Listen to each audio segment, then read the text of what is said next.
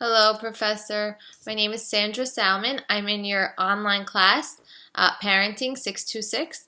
I'm going to be teaching a lesson, and my lesson objective is students will be able to compare and contrast their culture from their peers' culture by using a Venn diagram that I will be giving to them.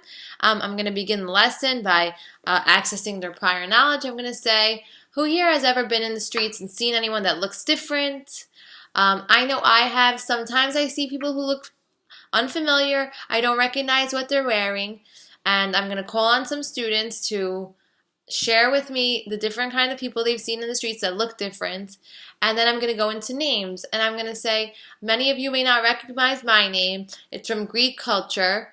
What about any of you guys? Have you ever heard of a name you weren't familiar with? Can you share with me a name where your name comes from?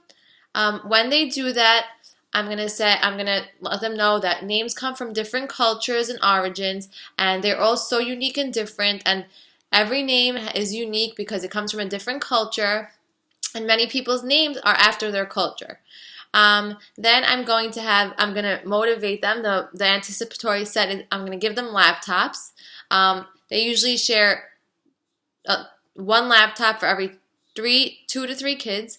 So I'm going to have them look up what their name means, where it comes from, what the origin is of their name, and then I want some of the kids to share it in the class. Once they share where their names come from, I'm then going to introduce them to the book The Name Jar. It's a lovely, phenomenal book about a girl, Yoon-hae, who comes from Korea to America, and she's ashamed of her name because she doesn't feel it is American enough, and she's afraid people are going to make fun of her, and some of the kids weren't able to pronounce it when she shared it with them, so she wants to think of a new name, and I'm going to have the kids engaged in this book. I'm going to ask them questions. What do you predict is going to happen? I'm going to ask them other questions like, why do you think she was embarrassed of her name? Why do you think she didn't want to share her name? Why did she want to change her name?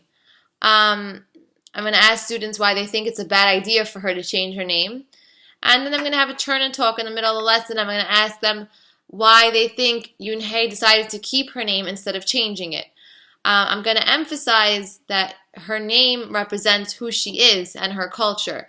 And although it's different, it is unique and beautiful.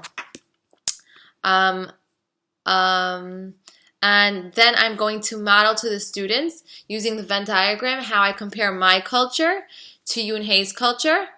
And then I'm going to have them do this also as well with their partner. And I'm going to hand them the Venn diagram sheet. Okay, thank you.